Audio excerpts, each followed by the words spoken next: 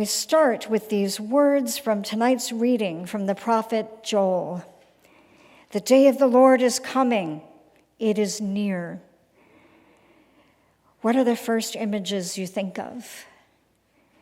The first images that come to my mind are justice, life, abundance, healing, reconciliation, tears being wiped from our eyes, all hunger being satisfied, all the promises of God being fulfilled in the blink of an eye. All promises we hear throughout the scriptures. But the prophet Joel tonight describes the day of the Lord a little differently. A day of darkness and gloom, a day of clouds and thick darkness, like blackness spread upon the mountains. A great and powerful army comes. Their like has never been seen from of old, nor will be again after them in ages to come. Gloom, clouds, an army coming that covers the mountains, especially today. Really, God? How am I supposed to look forward to that? Many of the passages in Scripture about the wilderness can feel just as discomforting or uninviting. Jesus being driven into the desert for 40 days, the Israelites wandering for 40 years, Hagar and her infant Ishmael in the wilderness and at the point of death, before returning to Sarah, who abused Hagar while Abraham looked the other way. I'm dating myself here, but I was in college when the United States and other allied nations attacked Iraq in the early 90s. Iraq had invaded Kuwait and annexed part of their land, and the allied nations moved in to support and free the annexed territories. It was the first time in my awareness that we had been able to watch a war unfold on live television. Every channel covered it. There were only about 5.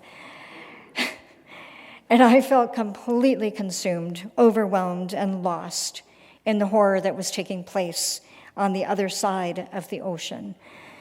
And I wondered at the time if that's how I feel, just watching it on television.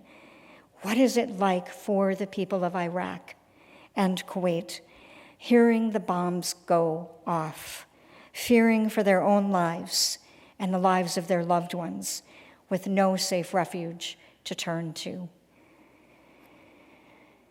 As we worship tonight, some 40 years later, we humans still haven't figured things out and are still lost in seemingly the same old wilderness.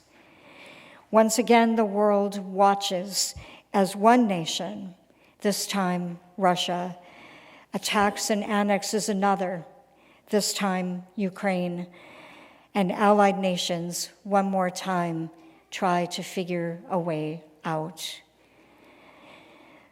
The wilderness of our time and our lives can feel vast, overwhelming, and unconquerable, filled with Joel's gloom as we face powers as imposing as Joel's armies. In our own lives, the wildernesses of addiction, loss and grief, physical and mental illnesses, the wilderness of struggles in employment, in relationships, and unexpected crossroads. In our world, the wilderness of a third year of COVID, climate change, poverty, political upheaval, and injustices. The wilderness of the horrific injustice being done to the Ukrainian people as we watch.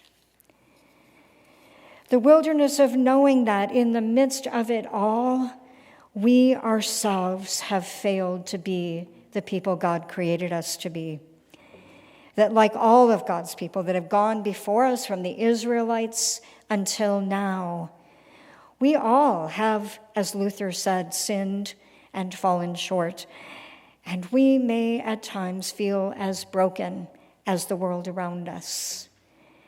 We're left wondering sometimes where God might be and what God might be up to because we can't see it.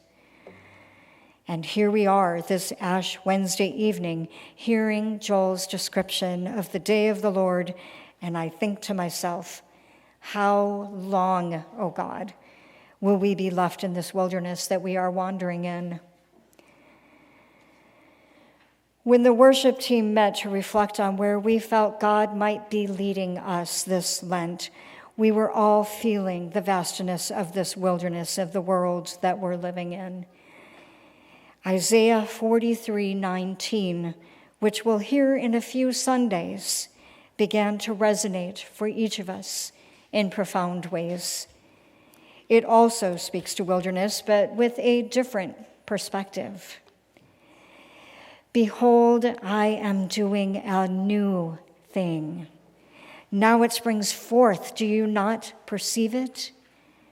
I will make a way in the wilderness and rivers in the desert. New thing, springing forth.